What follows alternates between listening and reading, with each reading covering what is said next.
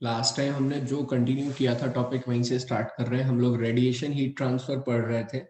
आप लोगों को रेडिएशन क्लियर है? रेडिएशन हीट ट्रांसफर क्या होता है, कैसे काम करता है?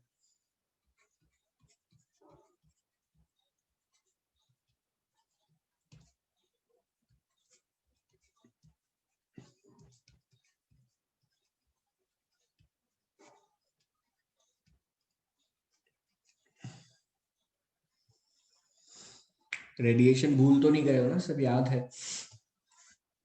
ब्लैक बॉडीज क्या होती है, रेडिएशन सरफेस से जो हीट निकलती है, या radiation heat transfer per unit time जो होता है वो होता है sigma AT to the power 4, where sigma is the Stephen's constant, A is the area, T is the temperature, absolute temperature to the power 4। तो ये सब बातें हमने पढ़ी थी और ये आप लोगों को मेरे ख्याल तक क्लियर थी, है ना? आज का टॉपिक है ना हमारा बहुत छोटा टॉपिक है, और हम आज रेडिएशन वाइंड अप करके कन्वेक्शन करके खत्म करेंगे इस चैप्टर को, ठीक है? तो उसके बाद हमने न्यूटन लॉस ऑफ कूलिंग पढ़ लिया था। न्यूटन लॉस ऑफ कूलिंग क्या होता है उस पर बेस्ड क्वेश्चन भी कर लिए थे। अभी हम देख रहे हैं प्लैंक्स एनर्जी कर्व।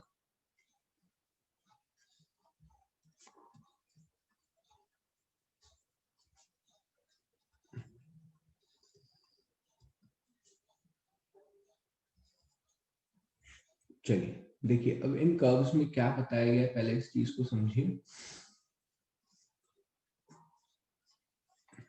एक ब्लैक सरफेस लिया गया। क्या लिया गया? एक ब्लैक बॉडी ली गई बेटा।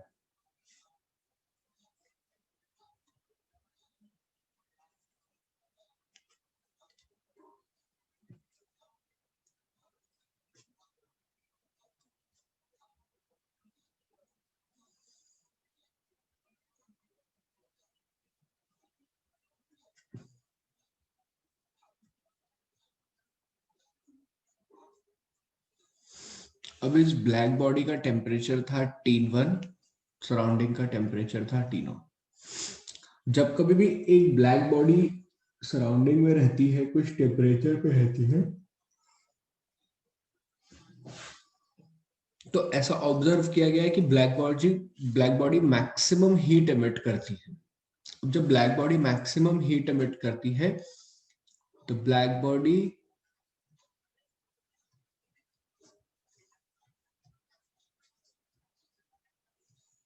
emit maximum heat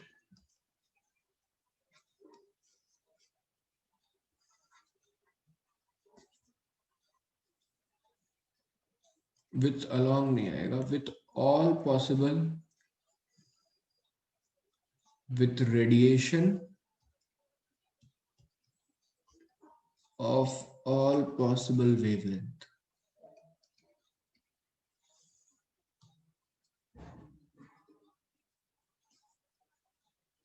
with radiation of all possible wavelength, इसका क्या मतलब हुआ? एक ब्लैक बॉडी से निकलने वाली हीट जो होती है उसमें हर पॉसिबल वेवलेंथ के रेडिएशन अवेलेबल होते हैं। तो अगर मैं यहां पर ग्राफ ड्रॉ करता हूं,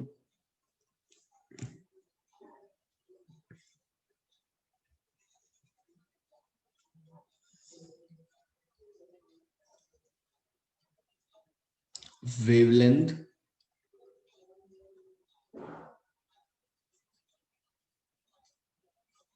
और ऊपर लिखता हूं एनर्जी एमिटेड,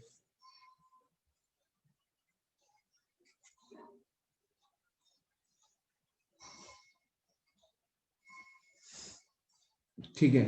तो जो मुझे ग्राफ का वेरिएशन मिलता है ना वो समवॉट ऐसा मिलता है।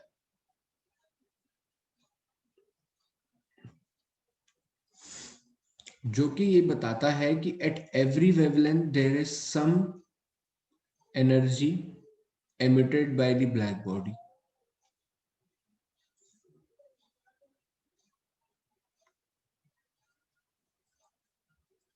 At every wavelength there is some energy which is emitted by the black body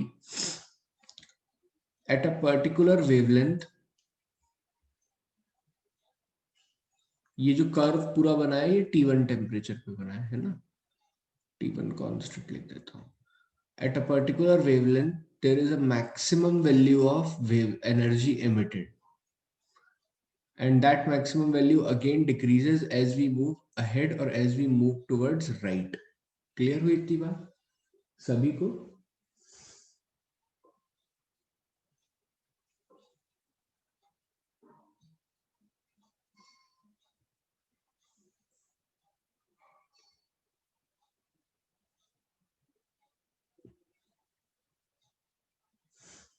तो अगर यहां पर मैं एक छोटी सी वेवलेंथ लू डी लैम्डा,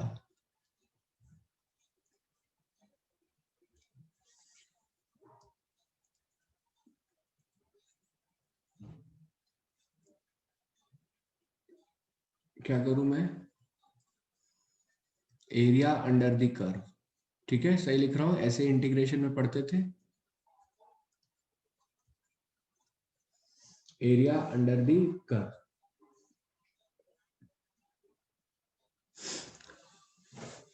तो ये पूरा है ना 0 टू इंफिनिटी, ये 0 से स्टार्ट हो रहा है यहां से और एंड तक जाएगा. तो अगर इसे इंटीग्रेट करें तो ये वही वैल्यू देता है जो कि हमें ऑलरेडी मिल चुकी है sigma T to the power 4 में. पढ़ा था हमने heat transfer per unit area. अरे ग्राफ में भी एक बार और डिस्कस करूंगा. हाँ तन्मय, बिल्कुल. तो हम बोल सकते हैं area under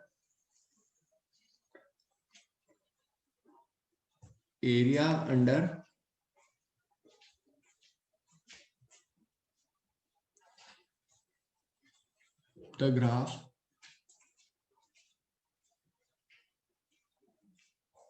directly proportional to T to the power 4 where T is absolute temperature.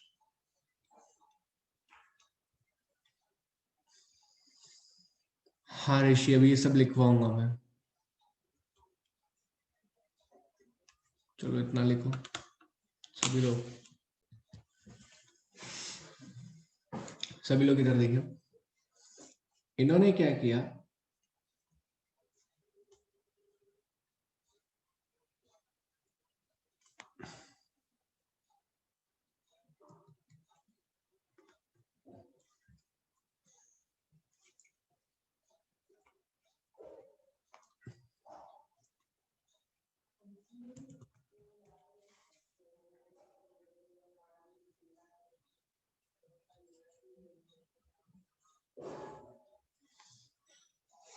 एक ग्राफ बनाया इन्होंने. ई लैम्डा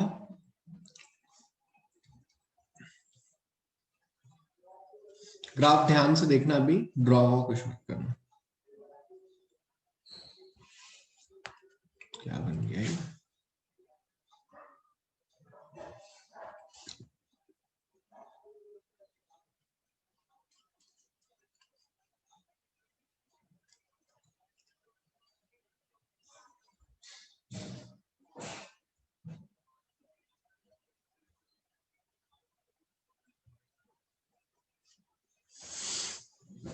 इन्होंने हर टेम्परेचर पे ब्लैक बॉडी के रेडिएशन देखे कि ब्लैक बॉडी से कितने रेडिएशन निकल रहे हैं. कैसे देखे हैं?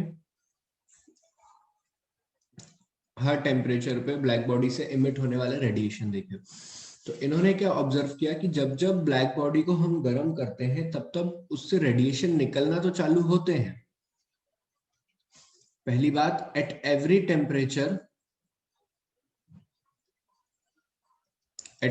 Temperature black body emits radiation, है ना.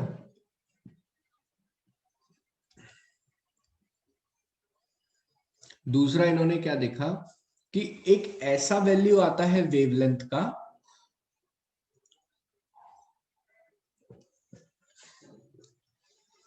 एक वेवलेंथ का ऐसा वैल्यू आता है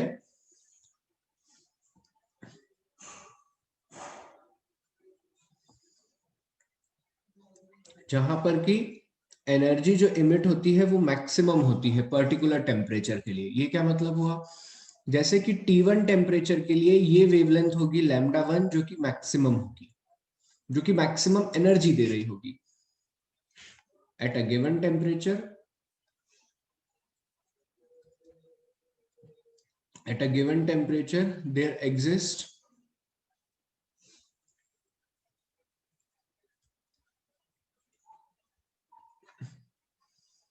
a wavelength where maximum energy is obtained।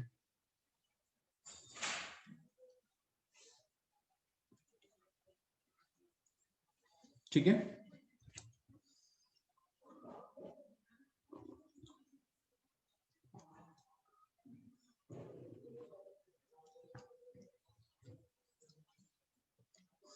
एक और बहुत अच्छी बात है, ध्यान से देखो, ये T2 टेम्परेचर के लिए क्या रहा, λ2, और ये T3 टेम्परेचर के लिए क्या रहा, λ3।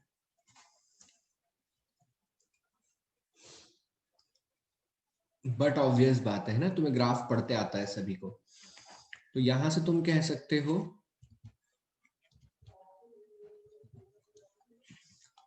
at higher temperature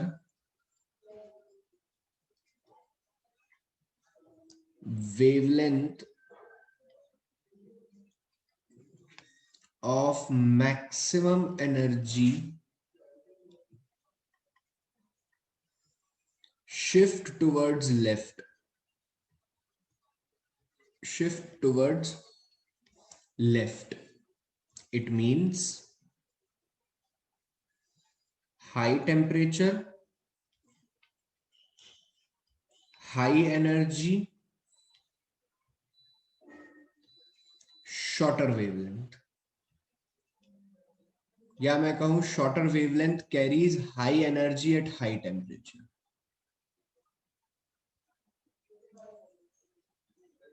हाँ या ना, बोलो, क्लियर है क्या इतना? ये 3 पॉइंट्स क्लियर हुए, इन्हें फटाफट लिखो।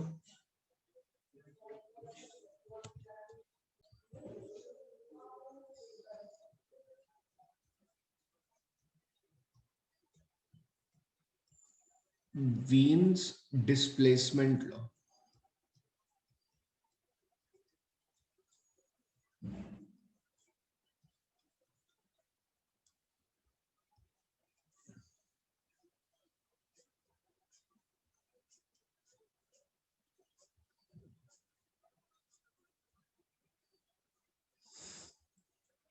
क्या देख रहे हैं हम, वीन्स डिस्प्लेसमेंट लॉ। ये वीन्स डिस्प्लेसमेंट लॉ क्या होता है, देखिए, it is the product of, it is the product of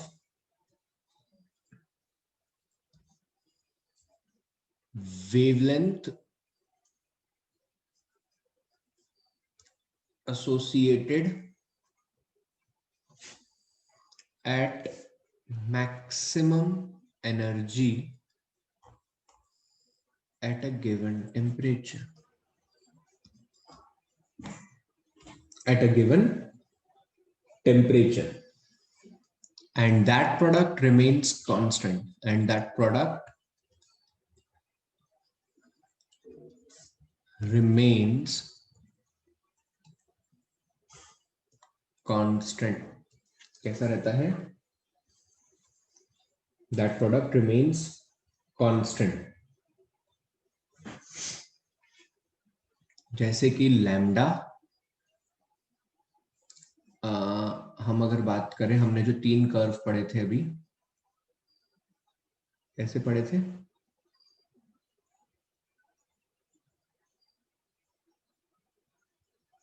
ये लेफ्ट में उनका पीक शिफ्ट हो रहा था, ये T3 था, ये T2 था और ये T1 था। ये वैल्यू थी λ1, ये वैल्यू थी λ2 और ये वैल्यू थी λ3। यहाँ पर मिल रहा था मैक्सिमम E3, यहाँ पर मिल रहा था मैक्सिमम E2 और यहाँ पर मिल रहा था मैक्सिमम E1। तो λ3 किस टेम्परेचर पे मिला, T3 टेम्परेचर पे, लैम्डा 2 किस टेम्परेचर पे मिला, T2, और लैम्डा 1 किस पे मिला, T1 पे। ये सब एक कांस्टेंट वैल्यू के इक्वल होते हैं, that is 2.89 into 10⁻³ metre kelvin. मैं इसको ऐसे याद रखूं तो ऐसे याद रखो, 2898 into 10⁻³ mu metre kelvin. Mu is micro, तो ये 10⁻6 बन जाता है। ठीक है, तो इसको ऐसे नहीं तो ऐसे भी कर सकते हो।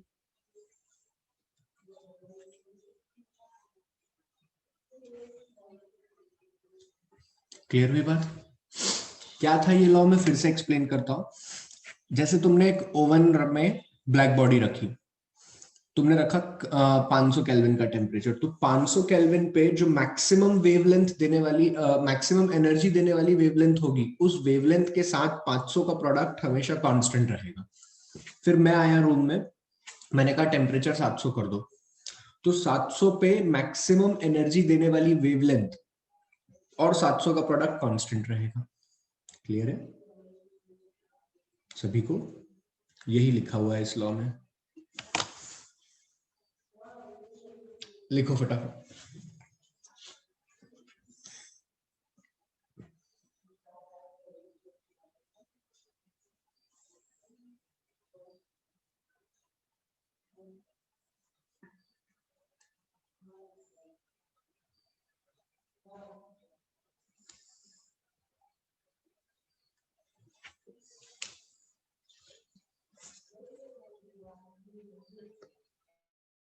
एक और कॉन्सेप्ट है जिसका हम यूज कर सकते हैं, देखिए, temperature of the sun and solar constant.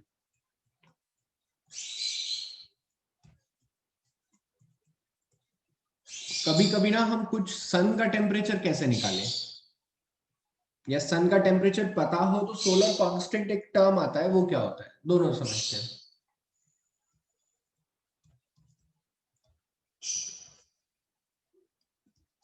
चलिए इधर देखिए,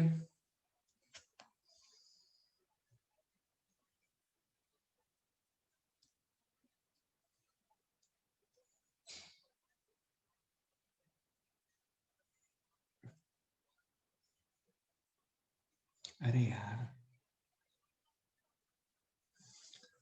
ये सन है, SUN वाला, SON वाला नहीं, तुम्हारे अभी दिन नहीं है SON वाले। इसमें से कुछ रेडिएशन एमिट हो रहे हैं,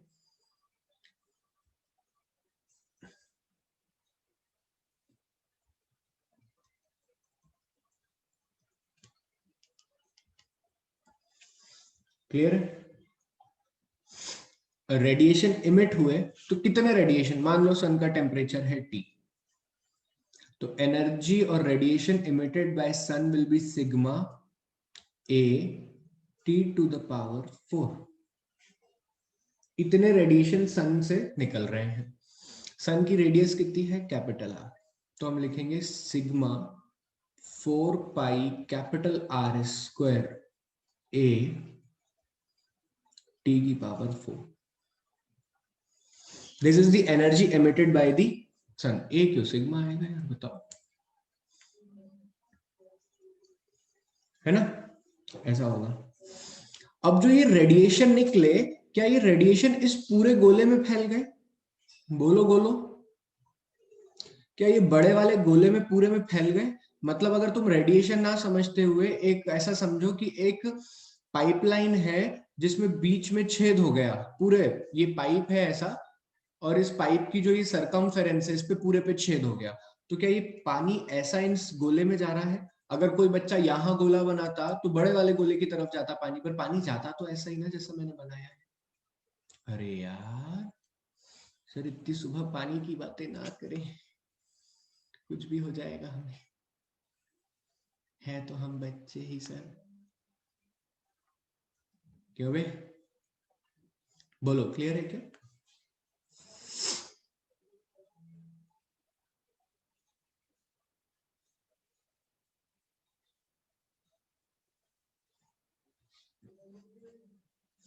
तो ये जो इमिट हुए, तो मान लो ये हमारा अर्थ बेचारा यहाँ पे था गरीब, कितनी दूरी पे है यहां से, डी दूरी ले लेते हैं, चलो डी दूरी पे।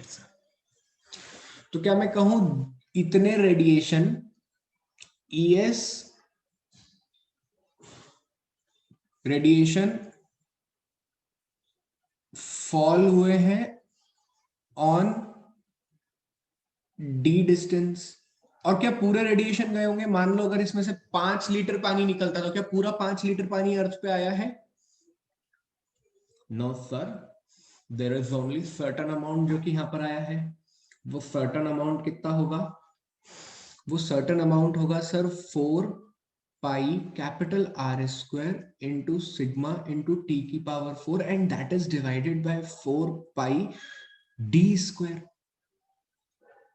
दिस इज अपॉन में एरिया। बोलो ना यार।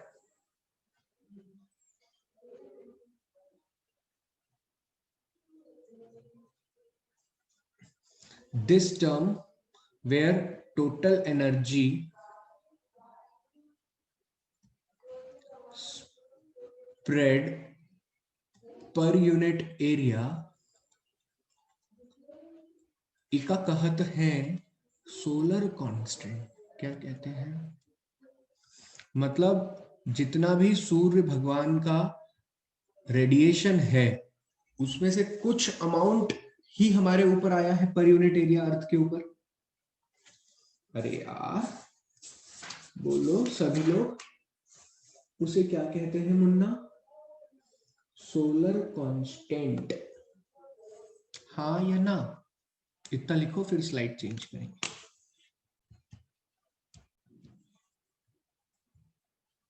नहीं भगवान श्रेया, ऐसा नहीं होता, तुम गलत कह रही हो।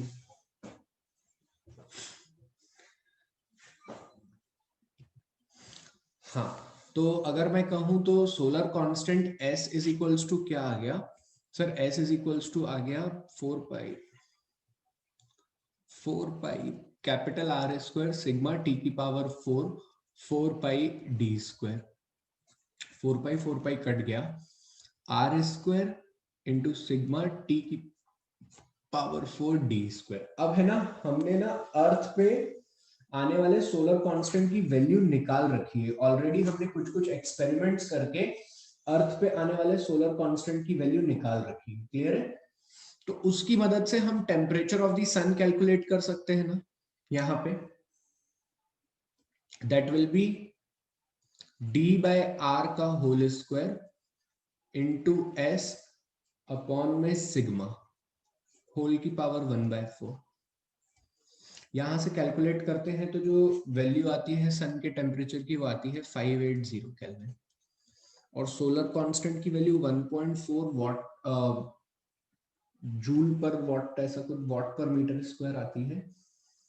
1.4 किलोवाट पर मीटर स्क्वायर, इतना सोलर कांस्टेंट ऑन अर्थ आ रहा है, on earth from sun. Clear है?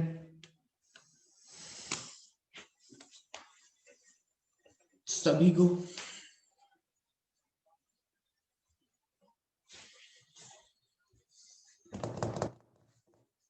छापो जल्दी। मैं और आगे चलूंगा इसमें। यहां पे आके हमारा रेडिएशन खत्म होता है, कन्वेक्शन हीट ट्रांसफर समझते हैं। कन्वेक्शन हीट ट्रांसफर, देखो कन्वेक्शन हीट ट्रांसफर क्या होता है मैं समझाता हूं, लेकिन बच्चों उसके पहले कन्वेक्शन हमें सिर्फ एज अ थ्योरेटिकल टॉपिक समझना है, इसका बहुत ज्यादा यूज नहीं है। क्यों नहीं है इस टाइम पे यूज? क्योंकि कन्वेक्शन ना हाईली प्रैक्टिकल सब्जेक्ट है। ये हर मटेरियल, हर सरफेस, बॉडी कैसी रखी है, बॉडी का शेप कैसा है, जिससे हीट निकल रही है वो कैसा है, जिसपे हीट आ रही है वो कैसा है, इन पर डिपेंड करता है। तो इसको ना मतलब इस लेवल पर नहीं पढ़ाया जा सकता, इसके लिए पूरी एक बुक आती है। उस बुक में हर सिचुएशन के लिए एक फॉर्मूला है जो कि हमें याद होना चाहिए। हालांकि हमारे कोई काम का नहीं है वो, और ना मैं पढ़ाऊंगा, तो हम कन्वेक्शन को समझेंगे कि ये क्या होता है। हार्डली 5 to 10 मिनट्स, है ना। तो उसको ध्यान से समझना सभी लोग। देख, याद करो वो दिन कंडक्शन चालू हुआ था, ये एक सरफेस है जिसका टेम्परेचर बहुत ज्यादा है ना। अब मान लो यहां से मैंने एक पानी का लेयर फ्लो कराया, पानी का लेयर आएगा और आ करके इस पे चिपक जाएगा, फर्स्ट लेयर।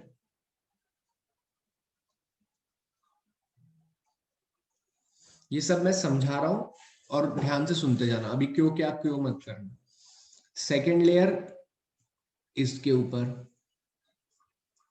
थर्ड लेयर इसके ऊपर, फोर्थ लेयर इसके ऊपर।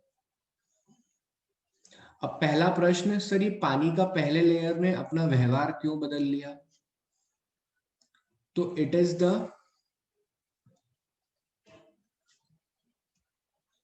Property of fluid by which it absorb the, it absorb नहीं, it attained, it भी नहीं, its first layer attain the velocity of a surface in contact.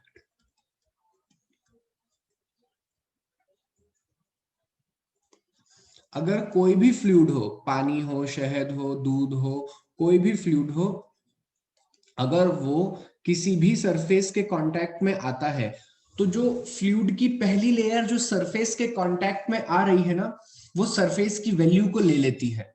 वो कहती है कि जिससे सरफेस चल रहा है मैं उससे ही चलूंगी। This condition is known as no slip condition. This condition known as no slip condition. आपको ये कहीं नहीं मिलेगा, हायर हीट ट्रांसफर की बुक्स में है, तो आप अभी यही ध्यान रखो, और चाहो तो देख लेना, गूगल आउट करना, आपको सारे हायर इंजीनियरिंग हीट ट्रांसफर की बुक्स में मिल जाएगा।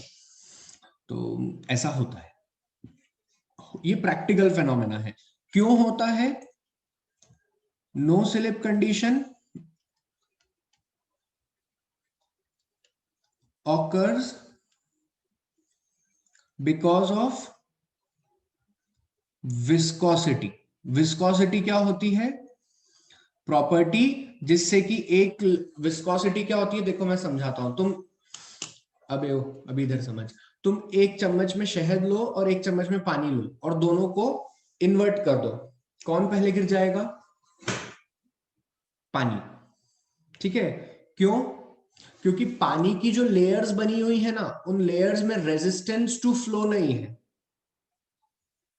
लेकिन शहद गिरने में इसलिए टाइम लेता है क्योंकि उनकी जो शहद की बीच की लेयर है, हर शहद की जो लेयर्स बनी हुई है, उन लेयर्स में टाइम लगता है फ्लो होने में। टाइम क्यों लगता है? क्योंकि उनके बीच में रेजिस्टेंस ज्यादा है, and resistance to the motion और resistance between the two layers during the motion is known as viscosity. Clear है ये बात? तो विस्कोसिटी के कारण जो पहली लेयर होती है पानी की, वो क्या कर लेती है? वो सरफेस की वेलोसिटी को एब्जॉर्ब कर लेती है, या वो सरफेस की वेलोसिटी को अटेन कर लेती है। क्लियर हुई इतनी बात?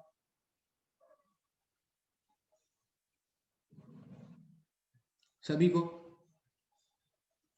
हाँ समीर, बिल्कुल, लेकिन मैं फिलहाल में उस विषय पे बात नहीं कर रहा। ठीक है, अब देखो क्या होगा, नीचे वाली फर्स्ट लेयर रुक गई। मान लो ये सब आ रहे थे 30 मीटर प्रति सेकंड से, कितने से आ रहे थे? 30 मीटर प्रति सेकंड से, और ये था जीरो पे। नीचे वाली लेयर तो एकदम जीरो हो गई पहली लेयर, अब वो दूसरे को रोकेगी। ऑब्वियस सी बात है, क्योंकि रेजिस्टेंस पैदा करना है, इनके बीच में एक बॉन्डिंग है, तो वो बॉन्ड्स रोकेंगे कि हमारे लिए रुको, हम भी चलते हैं साथ में। तो वो इसको करेंगे 28, या मान लो रोका, खूब ताकत लगाई और इसको कर दिया 20। ये कितनी हो जाएगी? 22। ये कितनी हो जाएगी? 24। ये कितनी हो जाएगी? 26। फिर ऊपर वाली लेयर 28। तो ऐसे करते करते there is a drop in velocity ना from 30 to up to 7th 8th layer पानी में। अरे यार ये बहुत माइन्यूट फेनोमेना है पर दिखता है। अच्छा यहां तक समझे। अब देखो कन्वेक्शन हीट ट्रांसफर क्या था। मैं ये टॉपिक को भी यहीं रोकना, नोट करके लिख लेना। कन्वेक्शन हीट ट्रांसफर क्या था? Transfer of energy from one point two another by a virtue of motion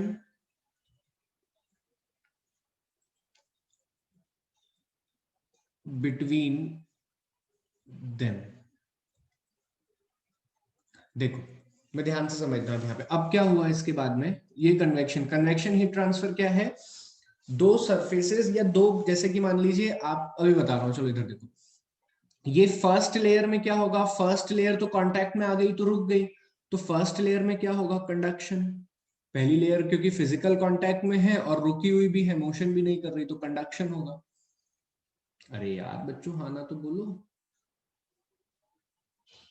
conduction पढ़ा है ना तुमने, there must be a physical contact और ये सब, मैंने वही तो लिखा है।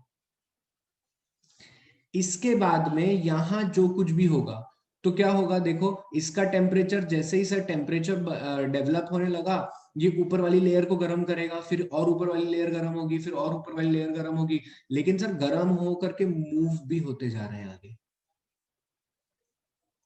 ये आगे मूव होते जा रहे हैं और यहाँ पे फिर नया मास आ रहा है, यहाँ पे फिर नया मास आ रहा है, वो फिर गर्म हो रहा है, फिर आगे मूव हो रहा है। सो conduction along with motion, conduction in first layer along with motion is convection। Sir इसका कोई प्रैक्टिकल एग्जांपल बता दो ना प्लीज।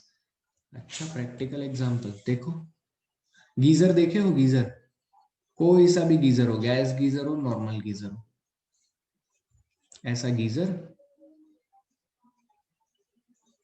अरे सर ये तो हमारी ह्यूमन इंटेस्टाइन लग रही है हमें। अरे देखो ये गैस गीजर का ऐसा पाइप होता है, ठीक है। इसमें ना यहां से बर्नर से हीट दी जाती है, हीट से वायर गर्म हो गए, ये कॉपर के पाइप होते हैं, ये गर्म हो गए और पानी फ्लो हो रहा है। तो पानी का क्या हो रहा है? पानी चल भी रहा है और गर्म भी हो रहा है। बोलो ना यार, पानी चल भी रहा है और गर्म भी हो रहा है। So there is a motion along with heat transfer. ऐसी सिचुएशन को हम क्या कहते हैं? Conduction heat transfer. क्लियर हुई बात हर किसी को? जितना समझ में आया नोट करके लिखो फटाफट।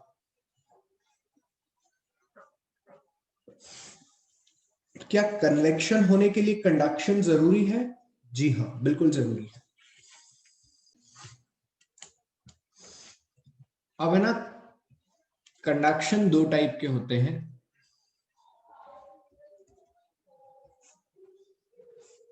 एक होता है मैन मेड और दूसरा होता है नेचुरल। नेचुरल कंडक्शन क्या होते हैं? जैसे कि तुमने एक गरम सरफेस किया, अरे सॉरी कन्वेक्शन। कन्वेक्शन दो टाइप के होते हैं, नेचुरल और man made.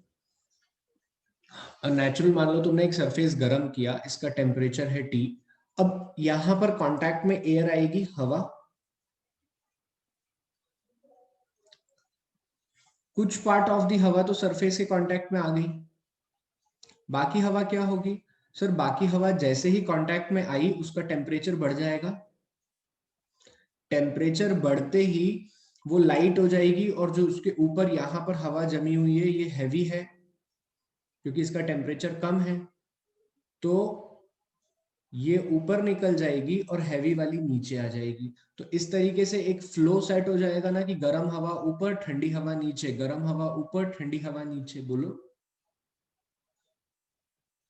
This natural flow of air is known as convectional current. क्या कहते हैं? Convectional current. It is because of the density difference of the air due to temperature. It is because of density difference,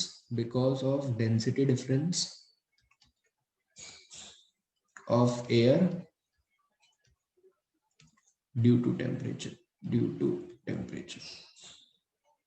समझे?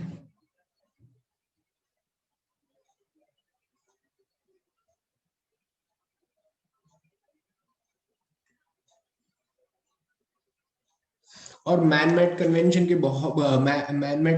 के बहुत सारे example है, जैसे कि रेडिएटर, गाड़ियों में लगता है रेडिएटर। हम एक मोटर चलाते हैं छोटे छोटे पाइप की, जो कि देखो रेडिएटर कैसा होता है, ऐसे बहुत सारे पतले पतले पतले पाइप होते हैं। हम यहाँ से केमिकल डालते हैं जिसको कि अंग्रेजी में कूलेंट कहते हैं, और उसको इसके अंदर से फ्लो कराते हैं। वो फ्लो होता है और जितनी भी इंजन के आसपास की हीट है उस सबको अपने अंदर एब्जॉर्ब करके गर्म हो जाता है और इधर से बाहर निकल आता है। ठीक है, इसे क्या कहते हैं? रेडिएटर। क्लियर है सभी को? सो रेडिएटर हो गया, और भी बहुत सारे डिवाइस हैं, जैसे कि आपके गीजर्स हो गए, कूलिंग टावर हो गए। आप सबने देखा होगा कभी कभी कोई न्यूक्लियर पावर प्लांट का ऐड, तो उसमें कैसा चित्र दिखता है, और यहाँ पे खूब सारा धुआं आता रहता है। हमें लगता है कि ये तो बहुत प्रदूषण करने वाला है, ये चिमनी है। ये चिमनी नहीं होती, ये वेपर्स होती हैं। क्या होती हैं? पानी की वेपर, भाप होती है एक तरीके से, जो कि सफेद सफेद दिखती है। एक्चुअली न्यूक्लियर रिएक्टर से बहुत गर्म पानी को छोटी छोटी बूंदों में स्प्रे करते हैं। क्या करते हैं? छोटी छोटी छोटी छोटी छोटी, बिल्कुल जैसे ड्रॉपर से हम एक एक इंक का ड्रॉप करते हैं ना, ऐसी छोटी छोटी ड्रॉप्स में स्प्रे करते हैं। यहां पर बहुत ठंडा पानी होता है, ऑलमोस्ट 5 डिग्री का, और यहाँ पर बीच में होती है हवा। मतलब ये एयर के वेंट्स होते हैं, खिड़कियां बनी होती है, ऐसा समझो। अब ये हो गया है गर्म, तो यहाँ पर की एयर हो गई है। ये गर्म पानी जब नीचे आता है तो अपना अपना जितना भी टेम्परेचर है ये एयर को देता जाता है। तो यहां से लाइटर एयर बाहर निकलती है और ठंडी हवा अंदर सक होती जाती है। तो ठंडी हवा गर्म हो रही है, और गर्म किससे हो रही है? पानी से हो रही है। तो पानी अपनी हीट किसको दे रहा है? हवा को। तो there is a transfer of energy along with the motion. इसी को हम कहते हैं कन्वेक्शन हीट ट्रांसफर, और ये बिल्कुल नेचुरल होता है, इसमें कोई मशीन नहीं लगती, बस एक ऊपर पंखा लगा देते हैं जिससे कि ये सक सक करने का जो प्रोसेस है एयर का वो बना रहे। बाकी इसके अलावा इसमें कोई मशीन नहीं लगती, कोई धुआं नहीं निकलता। जो कुछ भी पानी की छोटी छोटी बूंदें जो हवा के साथ ऊपर निकल जाती है, वो अपना फेस चेंज कर लेती है और हमें यहाँ पे ऊपर हल्का हल्का व्हाइट दिखता है। अदरवाइज इसमें कोई धुआं नहीं होता। क्लियर है? तो these all are the examples of man made convection heat transfer. Natural convection को हम थर्मल करंट्स भी बोलते हैं, कन्वेक्शनल करंट या थर्मल करंट भी बोलते हैं। लिख लो फटाफट।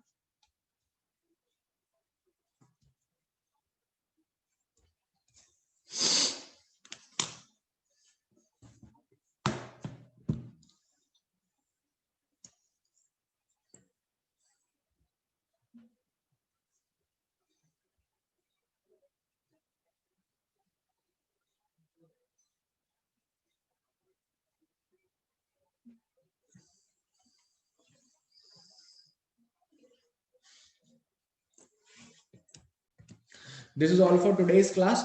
यहाँ पे आके हीट ट्रांसफर नाम का चैप्टर खत्म होता है। बाकी हम नेक्स्ट क्लास में kinetic theory of gases start करेंगे। Okay, good day to everyone.